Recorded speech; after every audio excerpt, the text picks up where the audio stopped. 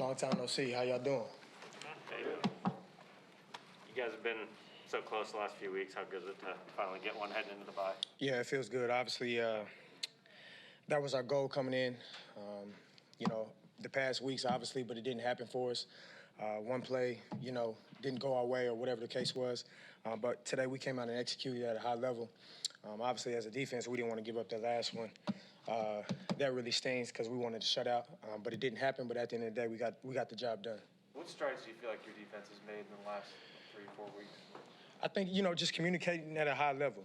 Everybody knowing their assignment, everybody doing their job, and, just flying around the ball. When we're clicking on all cylinders, everybody, communicating at a high level, understanding what situation is coming, where we're at on the field, playing situational football.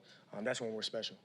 One of the things that both Pete and DK said is that in the last few weeks, really rallying around Geno and supporting him as he tries to become the starting quarterback for you guys has been a rallying cry. Why is he such a person that's easy to rally around and to rally for?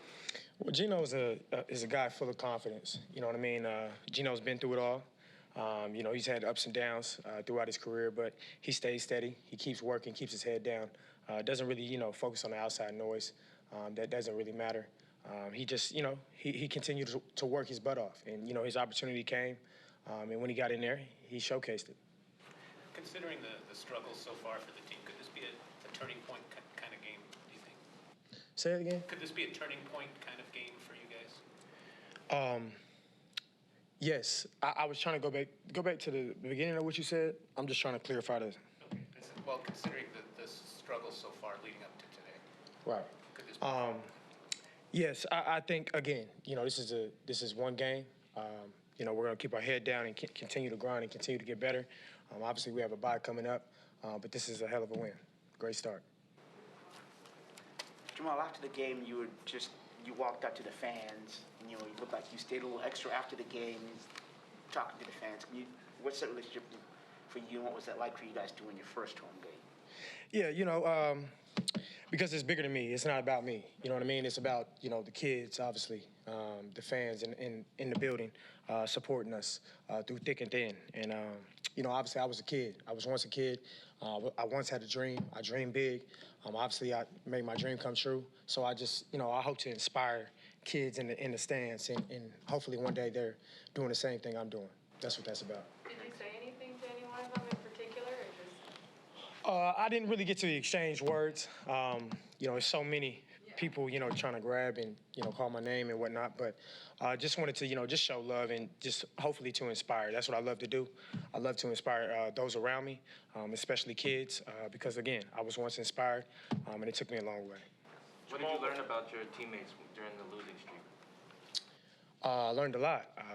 I learned how they, how they bounce back. I learned how they tie their shoes. I learned how they put their helmet on, uniform, a little bit of everything, man. You know what I mean? At the end of the day, we know who we are. You know what I mean? We know exactly who we are as a team. When we put it all together, and we go out there and execute, we're a pretty good team. Jamal, what were some of the little things you started seeing the last couple of weeks that made you think the defense was starting to find it and get to this point where you had a performance like this today? Yeah, again, it's just about executing. You know what I mean? Everybody in the league runs the same defensive calls in different ways. Everybody runs cover 2, everybody runs cover 3, man, whatever it is, invert. It's just about executing at a high level and everybody doing their job. And then just the special players making the special plays. You know what I mean? Hats off to Diggs. Diggs is doing his thing. It's no shocker to me. He's been doing that for a long time. He's been under the radar. He's finally getting his love that he deserves. So I'm happy for him. But it's just the special players that's going out there and shining and making things come true. It seems like the pass defense has really taken off the last few weeks since Tre Brown has gotten in the lineup. How has he impacted that secondary here the last 3 games? Well, Tre's doing a phenomenal job as a rookie. Coming in, he's very mature for his age and his football IQ. He's only getting better. I'm excited for him. We're really hard on him. We push him to limits, and we just for us in the back end, we want him to be great. That's what we preach in our room is greatness, and just doing the little things right at all times. But he's going to continue to learn. He's going to continue to make plays, and just having him out there is definitely a blast. What does that mean you're hard on him? What does that look like? What does it look like? Just making sure he's doing the little things at all times. You know what I mean? I can't give you that example right now, but just making sure he's honed into the details. He's communicating at a high level. He's understanding situational football. That's what it's about. He's made some pretty big tackles out on the perimeter already in a few games, like today on the wide receiver screen out there Right. to slip a receiving block and make a play. For a guy he's not super big, to be willing to go up and make plays like that, what does that speak to you guys in the back end? Well, again, size doesn't matter. Doesn't matter in all sports. It's about will and want to. It's about your mentality. When you step out on the field, you gotta realize that you're the baddest walking. You know what I mean? That's got to be the mindset. So when he goes out there, he knows what's at hand. He knows his job and his opportunity. And he's doing a phenomenal job. I'm happy for him. What kind of boost will it be for you guys if you get number 3 back coming out of the bye? I mean, shit, you tell me. I mean, damn. I mean, come on, man. 3 is 3. He's that guy. But again, I know what he's going through with that finger.